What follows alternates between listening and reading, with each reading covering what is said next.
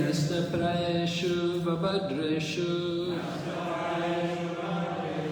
Nityam Bhagavata Sevaya Bhagavati Uttama Shloke Bhaktir Bhavati Naishtaki. So on this auspicious day of Govardhana Puja, we will speak about the pastimes of Lord Krishna lifting the Govardhana hill. Of course, this is described in the 10th canto, Srimad Bhagavatam. Lord Krishna had observed Nanda Maharaj gathering different paraphernalia to perform a ritualistic ceremony. So Lord Krishna inquired from Nanda Maharaj, what was he doing? He wanted to know, what is this, Baba? Is this something in the Shastra, or is this some tradition? There are these two sides, right? Some things are traditional, you know, the family do it, it's a custom, and other things are shastric. So Lord Krishna wanted to know what was happening. Of course, Lord Krishna knew very well what was happening, but he wanted that in Vrindavan, particularly with his unalloyed devotees like Nanda Maharaj and his associates, that these are all Lord Krishna's eternal devotees. And Lord Krishna doesn't want to see them engaging in worship of demigods or ritualistic activities, which we might call karmakandi activities, fruitive activities. Lord Krishna wants to see his devotees engaged in bhakti, pure, unalloyed devotion. So he asked his father, what's happening?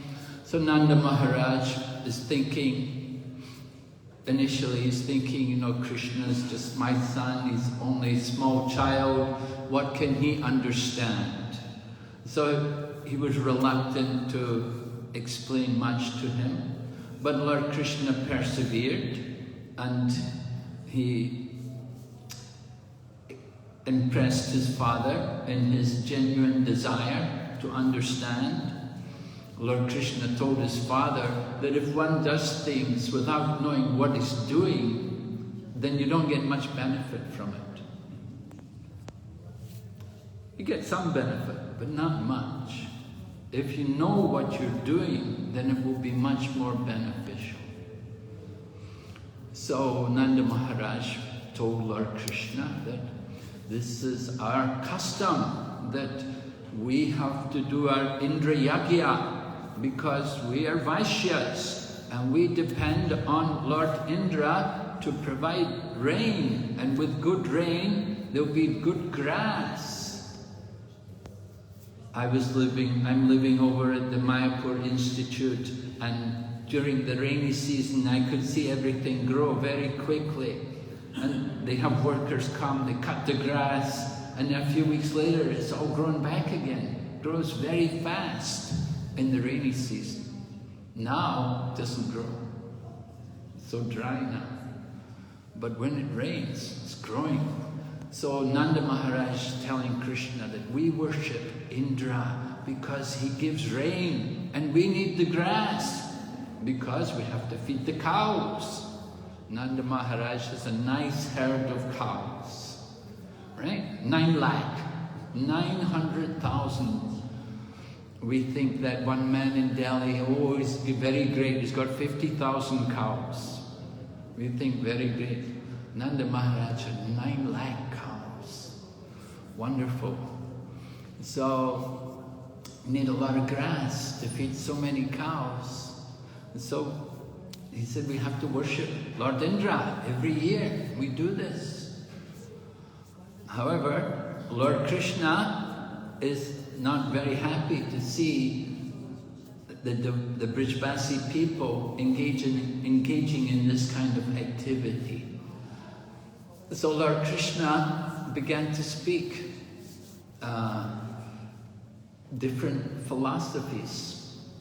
I think there's something like 6 different philosophies explained in the course of Lord Krishna changing the mind of Nanda Maharaj from worshipping Indra to worshipping the Govardhana hill. So Krishna explained to Nanda Maharaj that one of the philosophies, which he explained anyway, was Karma Mimamsa, a philosophy expounded by Jaimini, the principle of simply work, do the work. If you do your work, then everything will be good. You'll get good results. You don't have to worry. Just do your work. Work is worship, some people say, right? So of course this is a bogus philosophy. And Srila Prabhupada gives a couple of examples to refute this philosophy. He says, for example, you may be sick and you go to the doctor and you get the best doctor and he gives you the best medicine, but still it cannot cure. It does not cure. Because the medicine and the doctor are not supreme. They don't guarantee that you'll naturally be successful, that you'll get cured.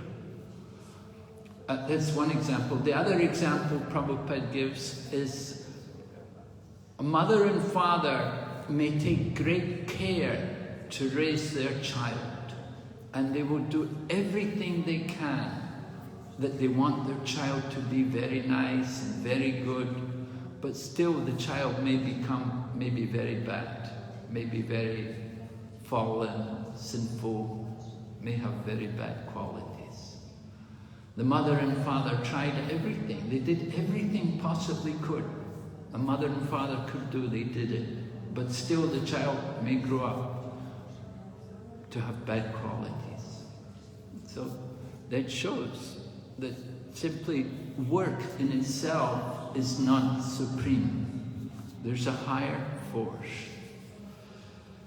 So Lord Krishna explained this philosophy, he explained the modes are more powerful, the modes are supreme, and he explained the importance of duty, simply do your duty, one after another, and gradually, Nanda Maharaj is saying, well, okay, let's do both.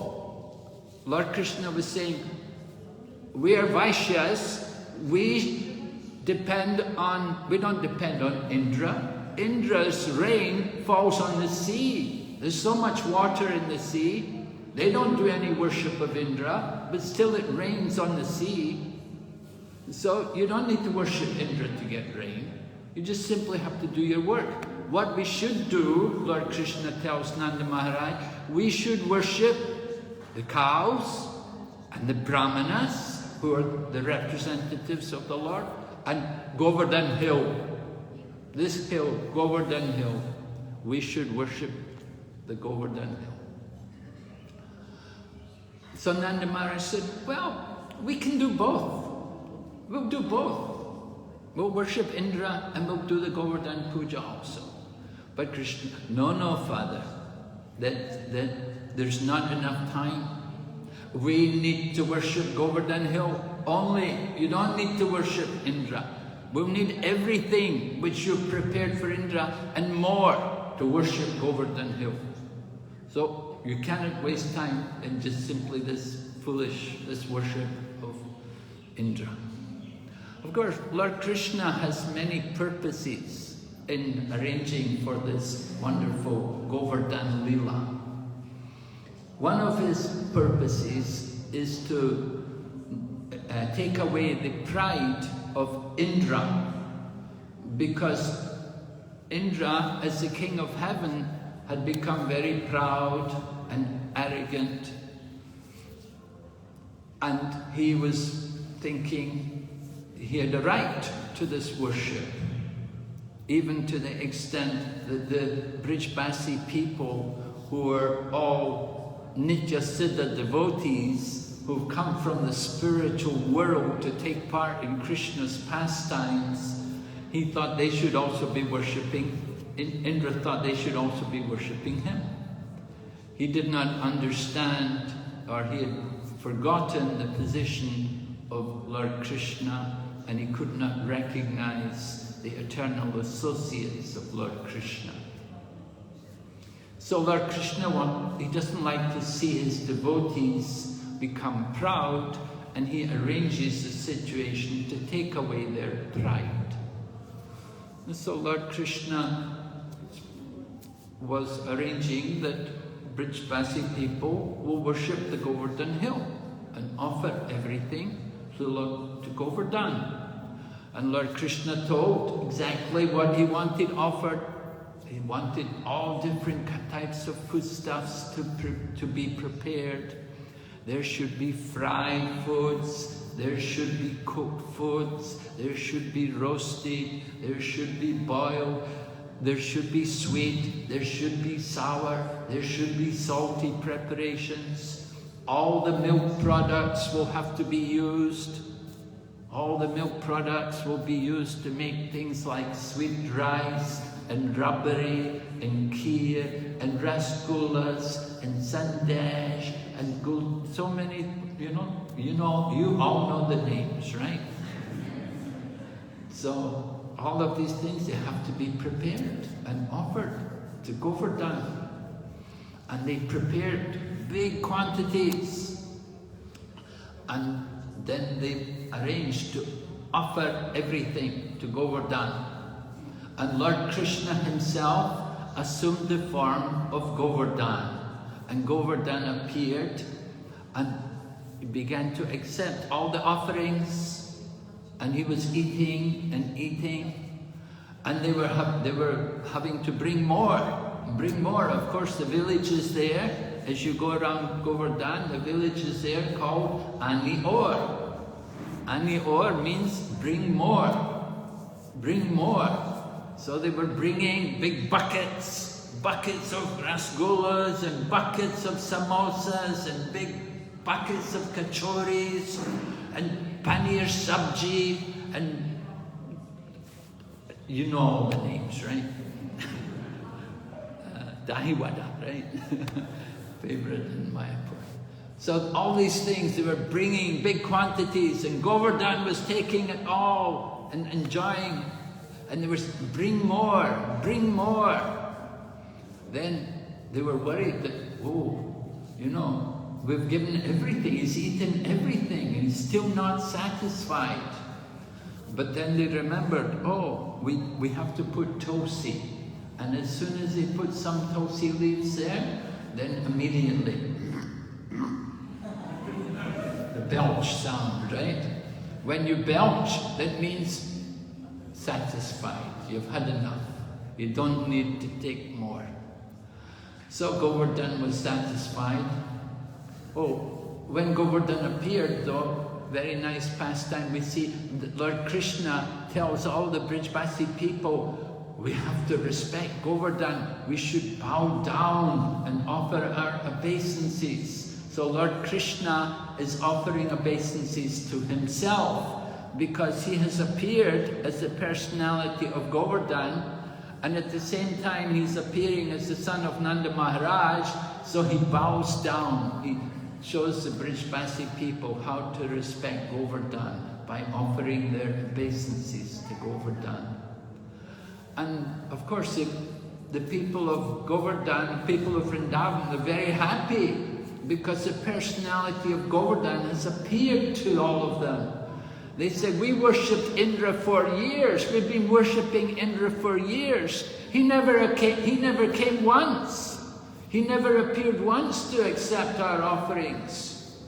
But we've been worshipping every year. He never once came. We worshipped Govardhan the first time, and he's immediately come and he's giving us blessings. So they were very happy to see the personality of Govardhana, that he could appear and accept their offerings. So the personality of Govardhana is Lord Krishna himself, and in Srimad Bhagavatam is mentioned that he is that he has this form, this I've forgotten the name now, but the nature of this personality of Govardhana is that he can take any form he wants. And Lord Krishna instructed the people of Vrindavan that do not neglect to worship Govardhana, because this Govardhana can take any form he wants. And he can take forms like snakes, or wild animals, or rocks which may fall from the Govardhana hill. He can take these different forms just to rectify the mentality of people who do not worship Govardhana hill. I remember when I was not in the movement very long, somehow they put me in charge of the treasury in the temple in London. And you know, we were very poor. We didn't have much money at all. It was 1971, and we lived from day to day. We were always in debt, no money, and I was the treasurer. You know, so Mundakini, I don't know, maybe you know Mundakini, she's quite famous because she was the lady who Prabhupada sent to Russia. So she was the pujari, and she came to me, give money. You know, and I'm the treasurer. I said, look, you know, we have so many debts, you know, how we can have this festival for Govardhana Puja. And then she told me, she said, if you don't give the money for the Govardhana Puja, you'll be bitten by the snakes on Govardhana Hill.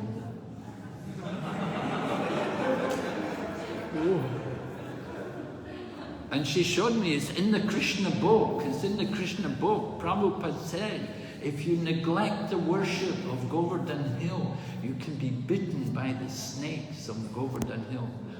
And Srimad Bhagavatam describes that Govardhana himself can take the form of these elements, poison snakes, wild animals, or falling rocks, just to get that person who neglects to worship Govardhana Hill.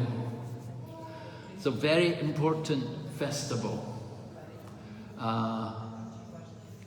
Govardhana was properly worshipped, and the people are very happy. All the devotees are very happy. But Indra is furious. Indra is wild with rage that this boy Krishna, he's so talkative, he thinks he's so ignorant, he's so foolish, he doesn't know. He was thinking he was insulting Lord Krishna, but actually his words were a glorification of Lord Krishna. Mother Saraswati sometimes arranges like that. When somebody tries to say something bad about them, they're actually saying something good about them. Because Indra was saying this child Krishna is agyana. But agyana means he doesn't need to know anything more. Not that he's ignorant, but it means he doesn't need to know anything more, because he already knows everything. So he doesn't need to know anything more. If you know everything, you don't need to know anything more. So this is the other meaning of agyana. And it's also described that he's the lowest, but he's actually above everyone. The Sanskrit word means that it can also mean that one who's above everyone. So the words of Indra Indra was thinking he was insulting, but he's actually glorifying Lord Krishna. Anyway, Indra is really angry, and he orders his Samvartaka clouds to go and inundate Vrindavan. And the Samvartaka clouds are usually meant only at the time of the annihilation of the universe. At the time of the end of the universe, they will come and inundate the planet. But Indra orders them, go to Vrindavan, inundate Vrindavan and destroy all these Brijbasi people and all their animals. He said they've become proud. Indra was saying, these people of Vrindavan have become proud because of their opulence. At least he understood their opulence. They're really, we go to Vrindavan, we think, oh, Brijbasi people are very poor. But at least Indra knew these people are puffed up because of their opulence. The village people, Vrindavan people, they're the most opulent. They have the greatest wealth in the form of cows. So Indra ordered Samvartaka clouds to go there and inundate Vrindavan. And when the clouds, and Indra said, I'm also coming, I'm come on Airavrata, because the clouds are a bit hesitant to go. This is unusual, we never did this before. You know, it's unusual, this is not really the time of our work. But Indra said, I'm also coming, I'll come on my Airavata elephant. And the clouds go there, and they come over Vrindavan, and the whole Vrindavan becomes dark. And this terrible cold wind begins to blow, and then icy hailstones falling from the sky. The hailstones are the size of cricket balls falling from the sky. You know, so terrible, frightening situation. So the people of Vrindavan, what do? When they're in that kind of situation? There's only one thing they can do. They go to Lord Krishna and they pray to Lord Krishna. Oh Lord Krishna, please, you save the cows. The cows are in danger. And if you can also save us also, that would be very nice. So the Lord Krishna remembers his vow, the great vow of Lord Krishna, which is that he will protect his devotees. Lord Krishna must protect his devotees. Whenever they're in any difficulty or danger, the Lord is there. He wants to give shelter to his devotees. So this is actually the great vow of Lord Krishna, that he will always protect his devotees. So the devotees have come and the cows are in danger. So Lord Krishna picks up the Govardhana hill. And he picks up the Govardhana hill and he calls all the people, come under the hill, take shelter here. Come under this Govardhana hill and take shelter from this rain, from this frightful situation. So this picking up of the Govardhana hill is another special arrangement of Lord Krishna, so that he can have the opportunity to be with all of his devotees. Because Lord Krishna is a cowherd boy, and he would go out every day in the fields with the cowherd boys. So the cowherd boys, they could be with Krishna, but the gopis, they never got the chance to be with Krishna, because Krishna's out in the fields all day and he only comes back at night. So the gopis were always thinking, when are we going to get a chance to be with Krishna? Because Vrindavan, 5,000 years ago, is very conservative. And the young girls cannot talk to the young boys. Right? Segregation. So the Krishna arranges picking up Govardhana hill. And in this way, the gopis can look at Krishna uninterrupted for 7 days and 7 nights. Of course, there were some problems.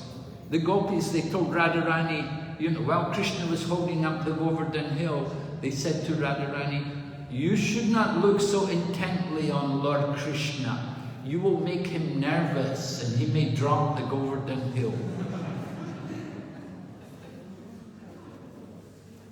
And you've got Madhu Mangal. Madhu Mangal is Krishna's Brahmana friend.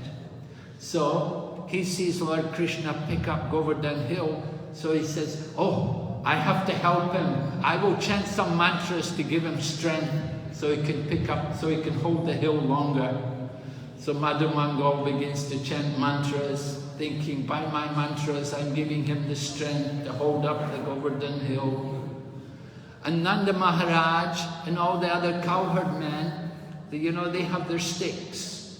In Vrindavan you notice a lot of people, they always have sticks because the monkeys often come, you need a stick, And sometimes, you deal with the cows are a bit stubborn, you have to whack them with a stick. So the cowherd men, they always carry their sticks with them. So they use their stick to hold up the Govardhan hill. They say, "Krishna may get tired, we better help him. All of us put our sticks up and hold up the hill." And also, Lord Krishna, he's holding up the hill with that one little finger. So Mother Yashoda is thinking, "Oh, my poor son, his arm must get sore because he's holding up the hill for so long. We better give him a massage." So the different gopis, Mother Yashoda and other ladies, they came and they began to massage Krishna because they're worried that he may get cramp or pins and needles. You hold your hand up too long. They're worried about Krishna. We'll give him a massage, make it comfortable for him. At one point, Krishna took his right arm and began to play the flute. But Madhu Mangal said, no, don't play the flute. If you play the flute, Govardhan hill will melt. And if Govardhan hill melts, we'll all be in trouble. We'll all be under the reign of Indra. So he wouldn't let Krishna play his flute while he's holding the Govardhan hill. So for 7 days and nights, Indra's Samvartaka clouds poured down rain and wind. They hurled everything they could. They couldn't make any impact on the Govardhan hill at all. Govardhan hill is described in the Srimad Bhagavatam, in the songs by the gopis. The gopis chanted that of all the devotees of Lord Hari, this Govardhan hill is the very best. Right? And how does it go? Hantrayi Adari Haridasa Varya Yad Rama Krishna, like this. When Lord Chaitanya was circumambulating Govardhan hill, he recited this verse again and again. That of all the devotees of, there are many devotees of Lord Hari, like Maharaj Yudhisthira, he's described as Haridas, and Prahlad Maharaj, he's also described as Haridas. But Govardhan hill is Haridasa Varya, the very best of all the devotees of Lord Hari. Why is he the very best? Because he does so much wonderful service for all the devotees. He provides water. In the times of Lord Krishna, in the time of Lord Krishna, there were waterfalls on Govardhan hill. Fresh, clear, crystal clear water. And water is very necessary for the cows. And the cowherd boys also would drink the water. Very nice water in the Govardhan hill from the waterfalls there. And then also Govardhan hill provides flowers and fruits and vegetables as well as grass. So the cows would enjoy to graze there. So many nice things. On Govardhan hill there are also caves. The caves are very nice for the pastimes of Lord Krishna. Not only can they take shelter, from the heat or from the rain, but Lord Krishna can also have his pastimes with his devotees there in the caves. The stones of Govardhana Hill are very special. It is said that during the hot summer, the stones of Govardhana will be cool on the feet. You go on the sand, it's very hot, but you go on the stones of Govardhana, they're cool. And in the winter, when everything is cold, the stones of Govardhana are warm. This is the nature of Govardhana, how he is such a wonderful devotee. He's always thinking of the welfare of the devotees and the pleasure of Lord Krishna. So providing facilities for Lord Krishna and all of his devotees to have their pastimes. And the most famous of all the pastimes is Krishna holding up the Govardhana Hill and giving shelter to all the devotees. And Lord Krishna himself is under there. So after 7 days, then Indra is finished. The clouds are exhausted. The whole thing is a failure. So Indra sends the clouds back, and they're all Lord Indra has begun to understand something of the position of Lord Krishna. So Lord Krishna can replace the hill, and he tells all the people, and get all the cows and everything come out, puts the Govardhana Hill back in position. And then Krishna's cowherd boyfriends, they joke with Krishna, and they say to Krishna, you know, Krishna, you didn't pick up that hill. Don't fool yourself. Don't think you're so great that you were holding up that hill. They said, you know, Govardhana Hill, he was floating because we worshipped him so nicely. We did the Govardhana Puja so nicely. He was so happy. Govardhana was in ecstasy. He floated. You only went under it and put your finger there and pretended you were holding it up. Don't cheat us, Krishna. We know what's the facts.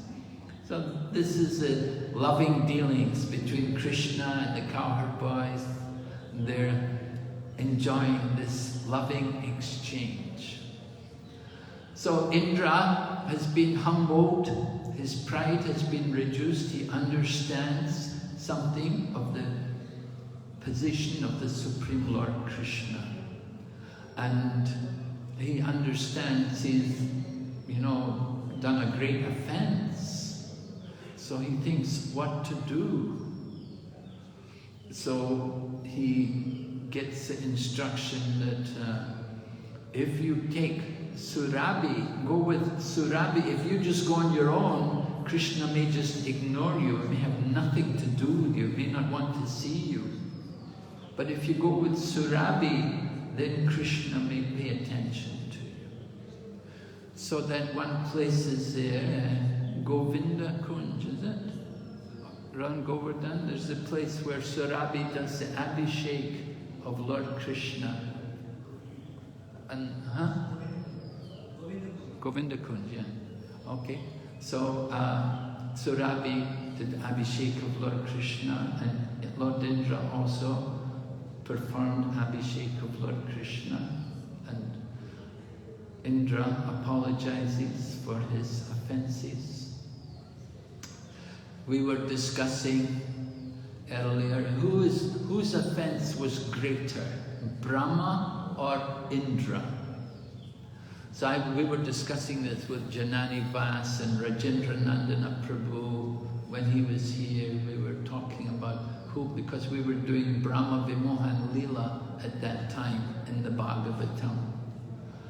So Rajendra Nandana Prabhu pointed out, he said actually the offense of Brahma was greater than the offense of Indra.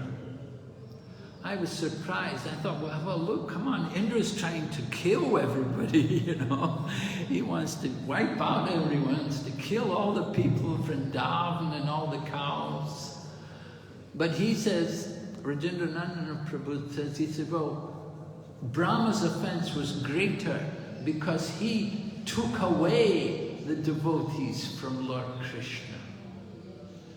Indra's offense wasn't so bad because Krishna was able to have the association of all of his devotees. I was explaining, for 7 days and nights, the devotees could be there with Krishna, and the gopis could be enjoying the beautiful face of Lord Krishna to their heart's content. Nobody could tell them, oh, don't look at Krishna, come on, you're just a young girl, don't be putting your eyes on Krishna like that. No, it's a special situation. Everyone was looking at Krishna, and they were all thinking how wonderful Krishna is. So there was no harm, no fault on the part of the gopis to be looking at Krishna. But with Brahma's Leela, he took away the cows and the cowherd boys from Krishna. He separated them. So, and you'll see also, if you look in the Srimad Bhagavatam 10th canto, that when Brahma comes to offer prayers, Lord Krishna doesn't say anything. He doesn't respond at all. But when Indra came to offer prayers, Krishna said, you know, he kind of, okay, you know, be careful, you know. In future, you know, don't get too puffed up again, you know.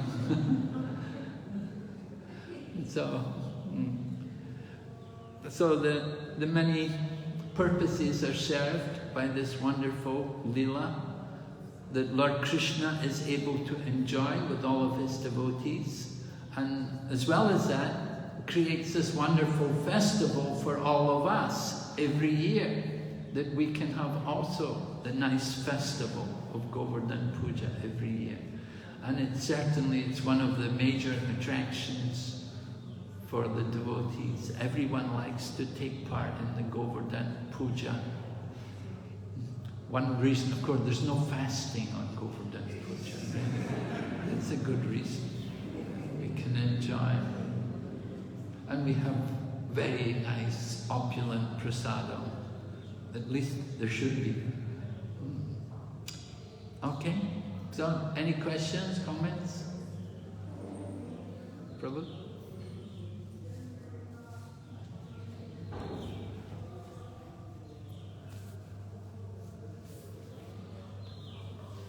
Hare Krishna, thank you very much for your class. When Krishna convinced Brajavasis to not worship Indra, how did he convince them that they should worship Govardhana? Did he put any philosophy or any logic, any argument so that they got convinced that they should worship Govardhana? Well, the main point is he asked Lord Krishna encouraged them to worship Govardhana because Govardhana was providing so many things for the cows.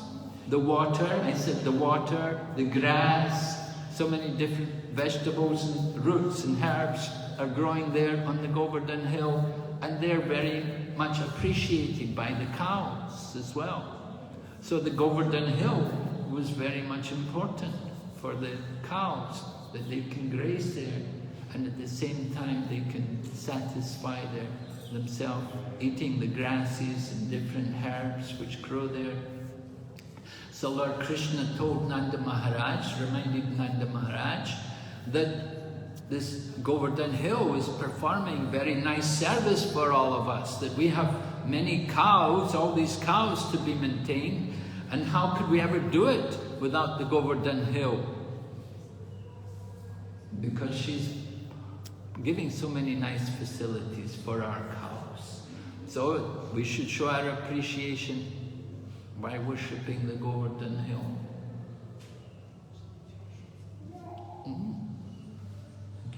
Yeah, Mataji? So did you give the money that Mataji? Did I give the money? Well, we didn't have much money to give, but whatever we had, we gave. Yeah, we should give. We'll have to celebrate Govardhana Puja, very important. Prabhupada taught us there'll be no scarcity in Krishna Con. Krishna provides. The more we give for Krishna, the more Krishna provides. We don't have to worry that, oh, we have no money for Govardhana Puja. Well, whatever we have, we spend it for Krishna. And if we give for Krishna, then certainly we'll come back many times. That point is made when the fruit vendor comes to Nanda Maharaj's house. The lady's bringing fruits and offering to Krishna, and baby Krishna comes with a few grains of rice in his hand. And so the fruit vendor gave a big armful of fruits, although baby Krishna only had a few grains, but she didn't think, oh, he's only giving a few grains. She was so happy, she gave many fruits to Krishna. And all those grains which Krishna gave, they all transformed into jewels. So Prabhupada explains there that when we give to Krishna, Krishna will give back millions of times, whatever we give to Krishna. So we should always be eager to give to Krishna. Okay, thank you very much. Hare Krishna. Srila Prabhupada ki jai.